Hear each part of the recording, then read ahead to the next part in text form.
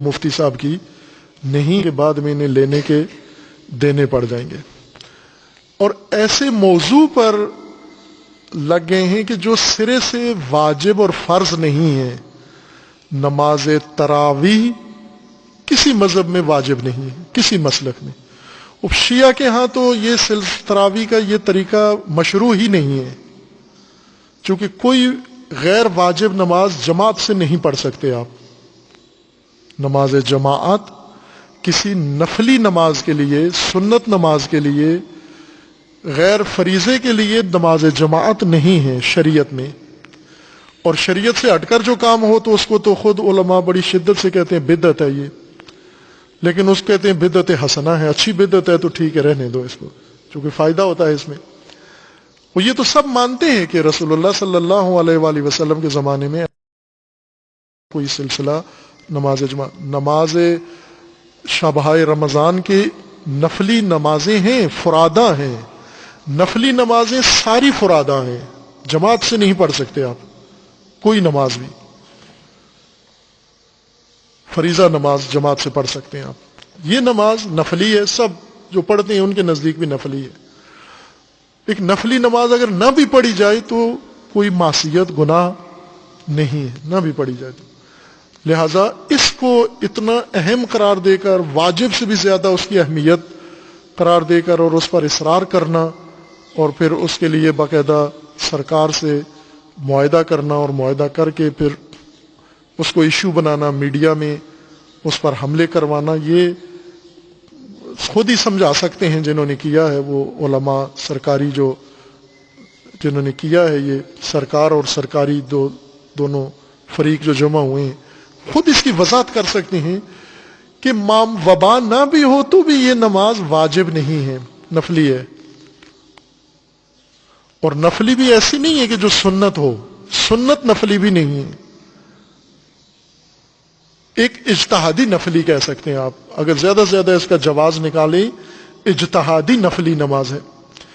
پھر اس میں کافی آپس میں لین دین بھی، اور باقی ساری دنیا میں معطل بھی ہے، تعطیل بھی ہے. کعبہ میں نہیں ہے، مسجد النبوی میں نہیں ہے، کسی بڑے عبادت گاہ میں نہیں ہے.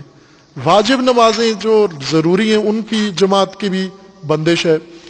تو یہ مستحب نماز کے لیے اتنا اصرار کیا گیا ہے. نماز جمعہ واجب ہے،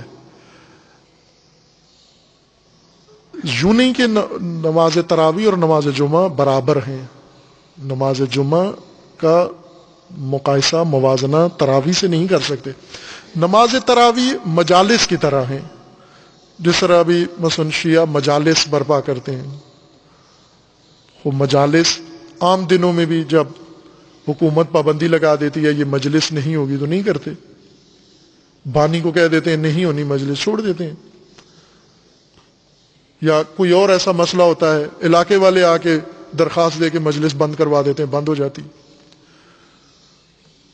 تو اب ان دنوں میں اگر وبا کی وجہ سے یا کسی وجہ سے اگر کہیں کہا جاتا ہے مجلس نہ کرو تو اصرار کرنا پھر تو ایسا ہی ہے جیسے تراویح پر اصرار کریں گے کہ یہ حتمن ہو.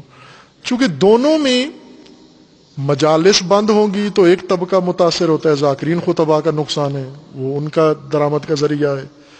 تراویح بند ہوگی، حافظوں کی چھٹی ہو جاتی ہے، انہوں نے اتنی محنت سے حفظ کیا ہے، تراویح کی خاطر ہی تو یہ سارا زور لگایا انہوں نے، یہی بند کر دیں کہ تو ان کو اگر حکومت یہ کہہ دے. طریقہ ایک یہ ہے کہ یہی فنڈ جو وبا کے لیے انہوں نے تقسیم کرنا ہے، اسی میں سے کچھ ان لوگوں کے لیے رکھ دیا جائے کہ جتنا تراویح پڑھانے سے ان کو ملتا ہے، تراویح پڑھائے بغیر ہر حافظ کو اتنا ملے گا. تو یہ ایک رائے حل ہے جو حکومت نکال سکتی ہے.